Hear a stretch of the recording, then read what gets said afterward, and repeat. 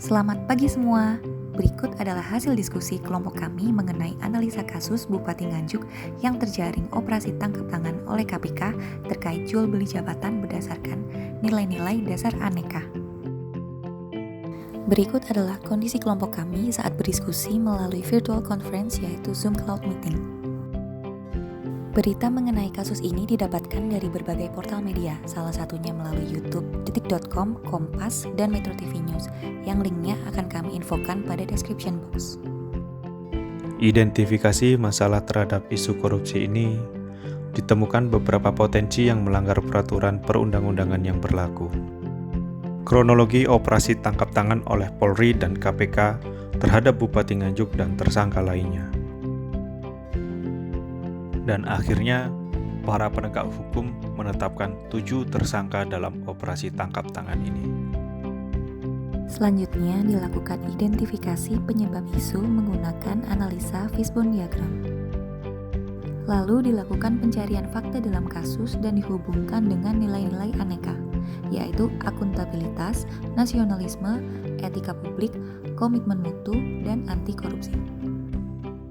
Yang pertama, akuntabilitas, yang berkaitan dengan kewajiban tiap individu atau kelompok untuk memenuhi tanggung jawab yang menjadi amanatnya. Lalu nasionalisme, yang memiliki pokok kekuatan penilaian kecintaan individu terhadap bangsanya. Etika publik merupakan salah satu nilai dasar ASN yang meliputi perilaku ASN dalam menjalankan tanggung jawab pelayanan publik. Komitmen mutu merupakan harapan dari publik akan adanya peningkatan kualitas pelayanan publik yang dilakukan oleh ASN. Pemahaman akan sikap anti korupsi merupakan modal awal bagi tiap-tiap individu untuk mencegah terjadinya korupsi. Dari keterkaitan antara nilai aneka dengan isu praktik jual beli jabatan yang dilakukan oleh Bupati Nganjuk, berikut adalah beberapa solusi yang dapat dilakukan. Selanjutnya, kami akan mengemukakan pendapat masing-masing mengenai ide berkomitmen terhadap nilai-nilai dasar aneka. Pengetahuan dasar tentang beraneka wajib dipahami dan melekat pada seorang ASN, sehingga pada saat implementasinya, kita dapat mencegah diri terhadap praktek korupsi yang semakin bervariasi.